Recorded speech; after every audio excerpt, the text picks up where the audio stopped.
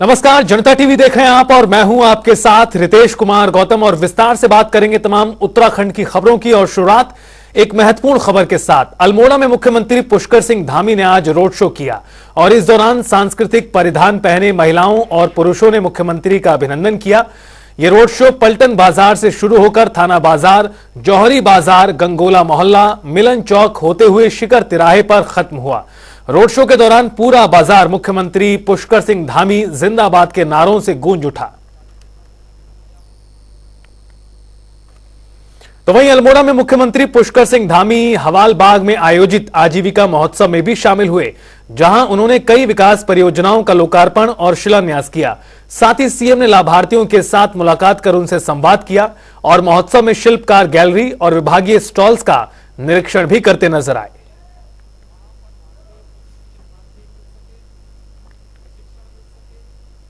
वो लोग आज देख सकते हैं डबल इंजन की सरकार उत्तराखंड में कैसे विकास की गंगा बहा रही है, कैसे विकास के कामों को आगे बढ़ा रही है।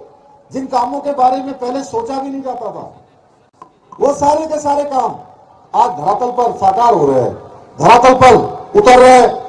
हम मैदान से लेकर पहाड़ तक विकास का जो रोड मैप है, वो रोड मैप तैयार कर रहे हैं, क्योंकि हमारी प्राथमिकता प्रदेश के हर क्षेत्र का विकास करना है, हर क्षेत्र को विकास के रास्ते पर लाना है, विकास की गंगा हर क्षेत्र में बहे, ये हमारा संकल्प है। भाइयों बहनों, आज आजीविका महोत्सव प्रदेश भर की जो महिला उद्यमों ने पारंपरिक उत्पादों पर आधारित अत्यंत यहाँ पर सुंदर प्रदर्शनी तथा अनेक मन को मोहने वाले स्टॉल लगाकर ये बता दिया है कि प्रदेश के विकास में महिलाओं का जो योगदान है वो किसी से कम नहीं है। महिलाएं हर क्षेत्र में आज आगे बढ़ रही हैं।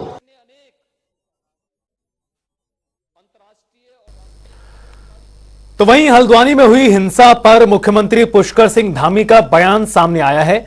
उन्होंने कहा कि देवभूमि उत्तराखंड की शांति एवं सौहार्द बिगाड़ने वालों को किसी भी कीमत पर नहीं छोड़ा जाएगा। हम दंगाइयों पर इतनी सख्त कार्रवाई करेंगे जो भविष्य के लिए मिसाल बनेगी। हम देवभूमि में किसी प्रकार की भी हिंसा, किसी प्रकार की भी अराजकता, ये किसी कीमत पर हम सहन करने वाले नहीं हैं। उसके लिए जो जरूरी काम होगा वो जरूरी काम किया जाएगा। जिन्होंने भी बनभूलपुरा में जो हमारे सरकारी संपत्ति का नुकसान किया है, निजी संपत्ति का नुकसान किया है, उन दंगाइयों से, उन अराजक तत्वों से उसकी एक एक पाई वसूली जाएगी, चाहे कितना भी बड़ा रसूख वाला कोई क्यों ना हो। जिसने भी ये काम किया, जिसने भी कानून तोड़ने का काम किया है, कानून उसके साथ सख्ती से काम करेगा, बिना रुके बिना झुके लगातार काम करेगा। तो आपको बता दें कि ये कार्यक्रम को लेकर साफ तौर पर मुख्यमंत्री ने ये बयान दिया और कहा कि सख्त कार्रवाई की जाएगी।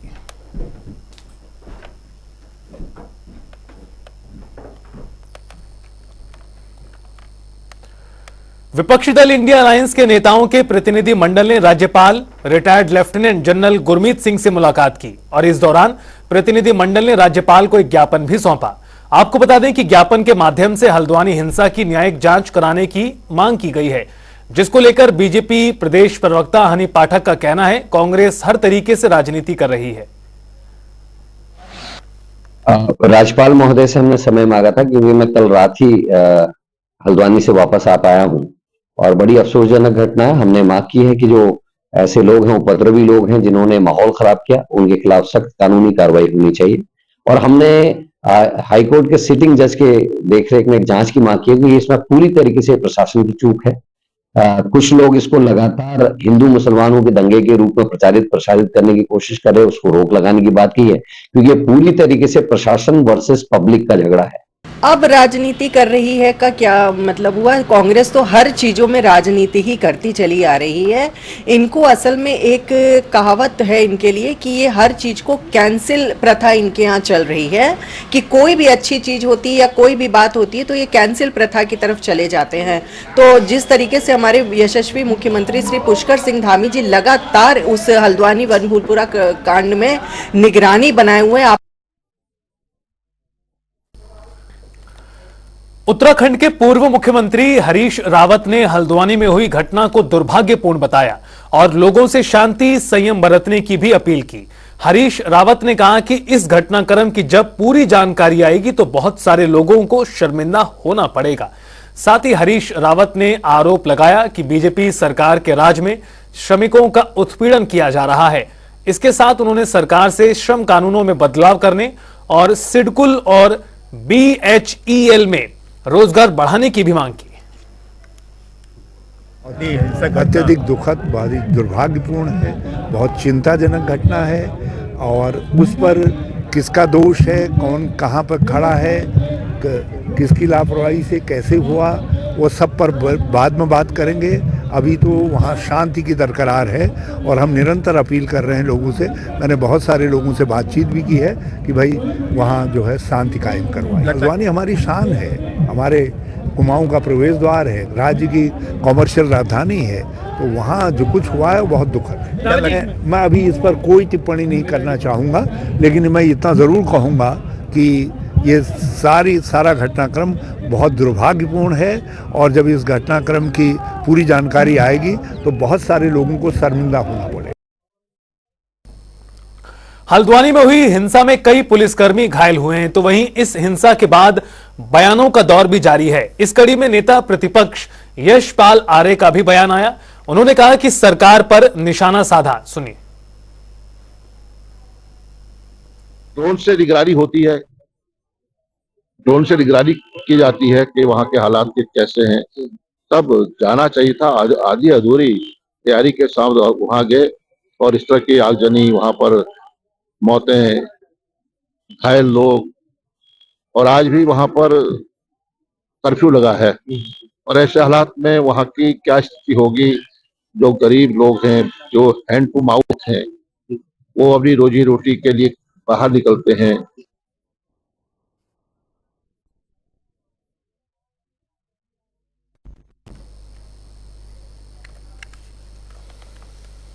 रुकेंगे यहां पर एक छोटे से ब्रेक के लिए। आप देखते रहिए जनता टीवी।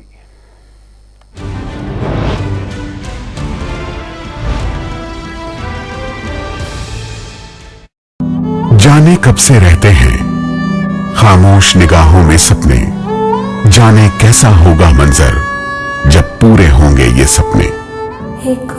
अमृतसर की पावन धरती, प्रकाश पर्व का शुभ दिन और हजारों श्रद्धालुओं के दिलों को छूती एक परंपरा की शुरुआत, मुख्यमंत्री तीर्थ यात्रा योजना। मुख्यमंत्री भगवंत सिंह मान ने धुरी में मौजूद हजारों श्रद्धालुओं के सामने जब इस योजना का ऐलान किया तो लोगों की आंखें छलक उठी। हर उम्र और हर तबके के लोग अपने अपने तीर्थ स्थलों का सफर कर सकेंगे, ऐसा पहली बार हो रहा है। मुख्यमंत्री मान ने इन हजारों बूढ़े माँ बाप के लिए एक बेटे का फर्ज निभाया है। बड़ा खुशी हुई सानू, बहुत धन्यवाद करते हैं भगवान मान दा। नांदेड़ यानी खंड श्री हुजूर साहिब तख्त, जिसकी एक झलक देखने के लिए इनकी निगाहें कब से बेचैन थी। बस भगवंत मान दे बहुत शुक्रमान है, साडा बेटा है भगवंत मान, शुक्रगुजार आना दे सी। ये श्रद्धालु कृतज्ञ हैं उन लम्हों के जिनमें उनकी बरसों की मुराद पूरी हो रही है। तो गुरु साहब ने सानू मौका दिता जी, अभी पहली बार जा रहे हैं जी। दिल इनके दुआएं दे रहे हैं मुख्यमंत्री भगवंत सिंह मान को, जिन्होंने इनके सपनों में रंग भरे हैं।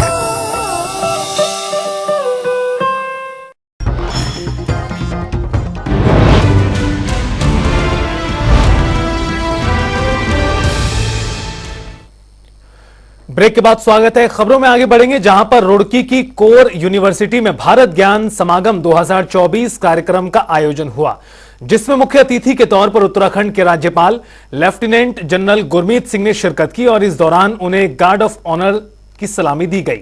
आपको बता दें कि विकसित भारत अभियान के अंतर्गत भारत ज्ञान समागम कार्यक्रम का आयोजन किया गया, जिसमें देश भर के 22 राज्यों के 50 से अधिक कुलपतियों और 500 से अधिक विद्यालयों के प्राचार्यों ने भाग लिया। सबसे पहले मेरा आप सबको जय हिंद। आज बहुत सौभाग्य है कि आज रुड़की के अंदर में COR की तरफ से एक ज्ञान विज्ञान समारोह का आयोजन किया गया और इसमें मुझे इतनी खुशी हो रही है कि हमारे राष्ट्र के 26 स्टेट्स में से 26 स्टेट के रिप्रेजेंटेटिव आए हैं, जिसमें 60 वाइस चांसलर और 600 प्रिंसिपल्स आए हैं। और सबका मकसद ये है कि किस प्रकार से हमारे राष्ट्र की जो सेकेंडरी एजुकेशन है और हमारी जो हायर एजुकेशन है, इसका जो ट्रांजिशन और गैप होता है, इसकी किस प्रकार से एनालिसिस किया जाए और किस प्रकार हायर एजुकेशन के बाद में जो कैरियर, जॉब्स और राष्ट्र का सहयोग देना है वो किस प्रकार से किया जाए।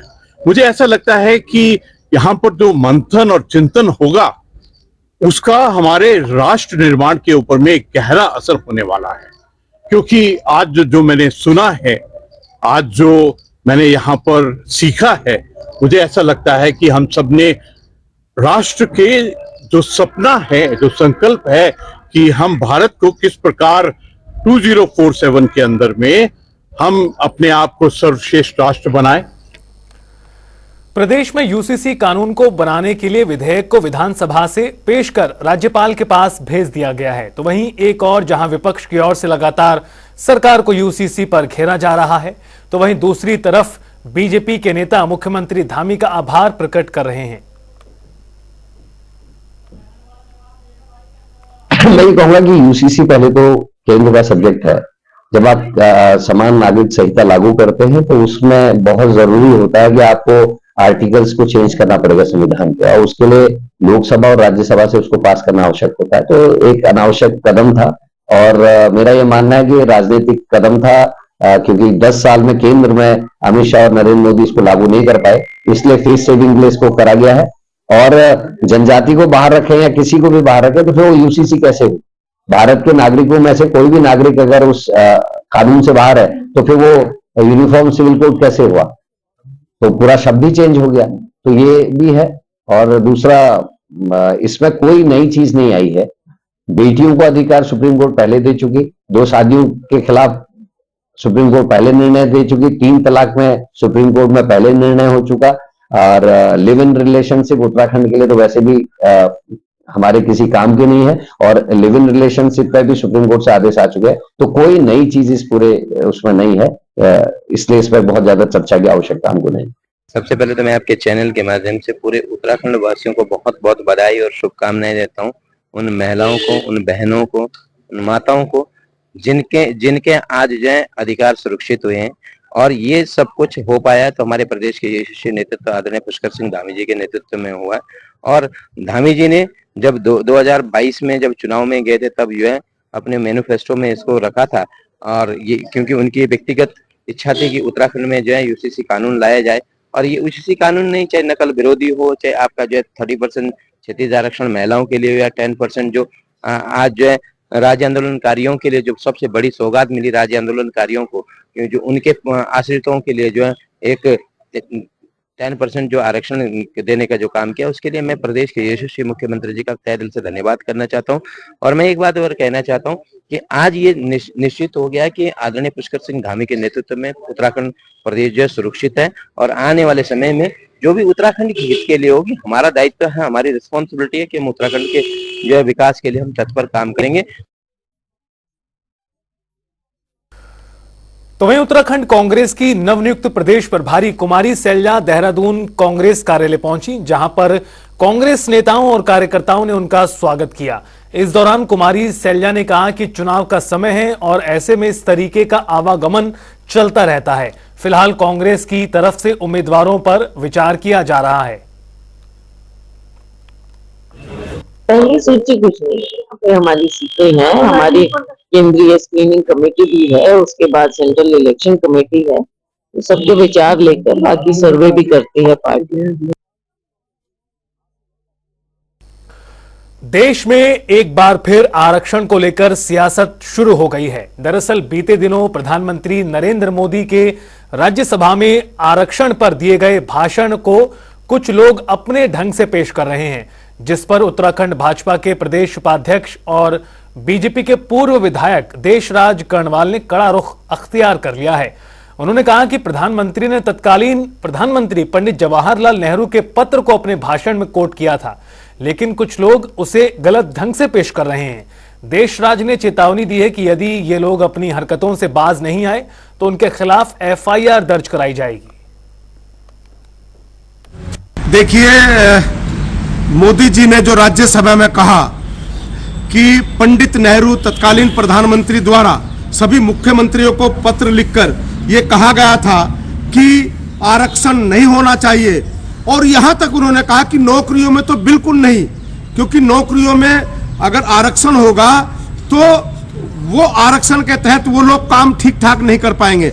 उस बयान को, जो नेहरू का बयान था, जिसको मोदी जी ने लोकसभा में उजागर किया, उसको तोड़ मरोड़ करके अनुसूचित जाति समाज के कुछ संगठन, तथा कथित संगठन, भारतीय जनता पार्टी के खिलाफ राजनीतिक दल, उसको केवल छोटा सा दिखा करके उसको प्रचारित किया जा रहा है जो गैर कानूनी है।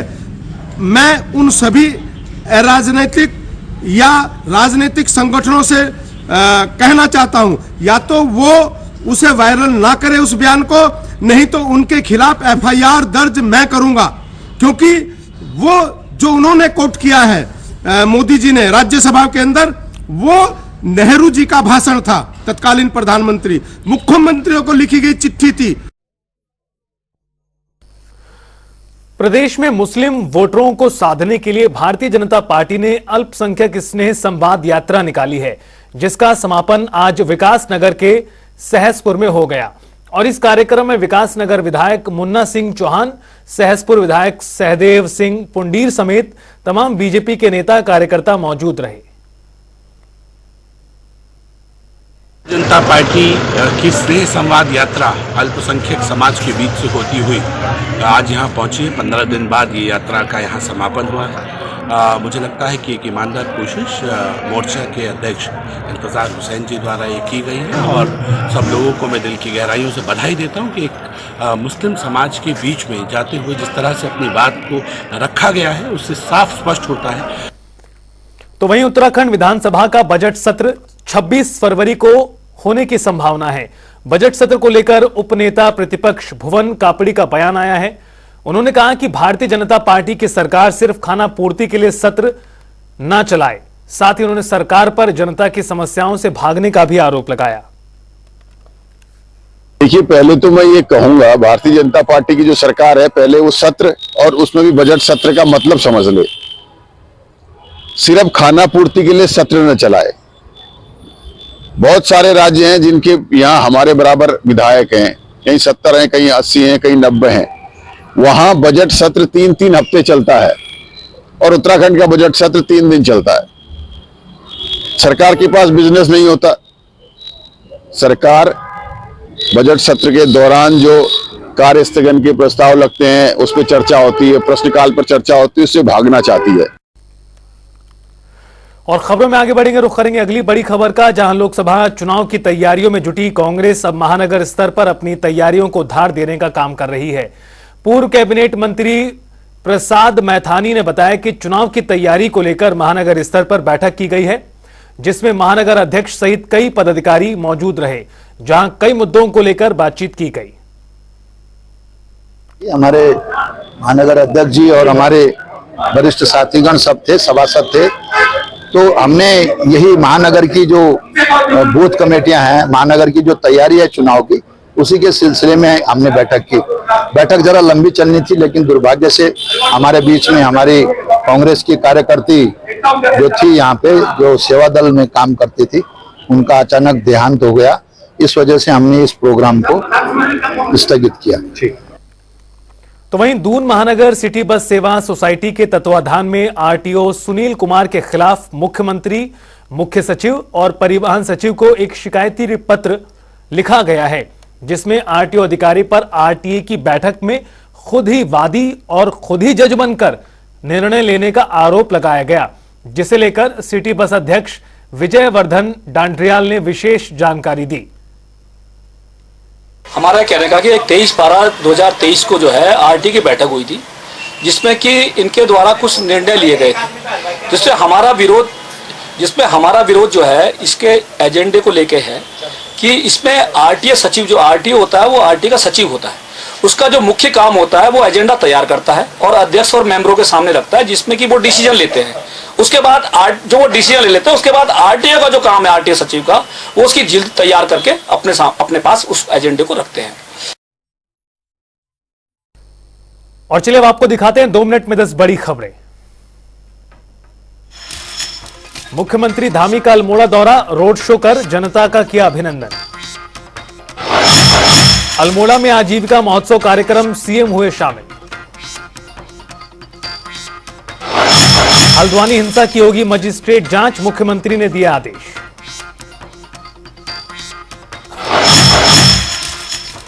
राज्यपाल का रुड़की दौरा, भारत ज्ञान समागम कार्यक्रम में हुए शामिल।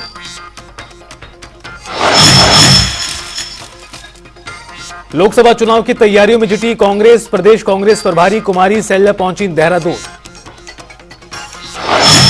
पुलिस ने नशा तस्करों पर की कार्रवाई, 1 किलो 6 ग्राम अवैध स्मैक के साथ 2 अभियुक्त गिरफ्तार। रुद्रपुर में तेज रफ्तार डंपर ने बाइक को मारी टक्कर, 1 की मौत 1 घायल। परीक्षा केंद्रों पर पुलिस की छापेमारी, 4 नकल माफियाओं को किया गिरफ्तार, मामला हुआ दर्ज। हरिद्वार में होटल संगम में लगी भीषण आग, दमकल विभाग ने पाया आग पर काबू, पुलिस कर रही है जांच। सितारगंज के टैगोर नगर इलाके में लगी आग, गौशाला सहित झोपड़ी जलकर हुई खाक।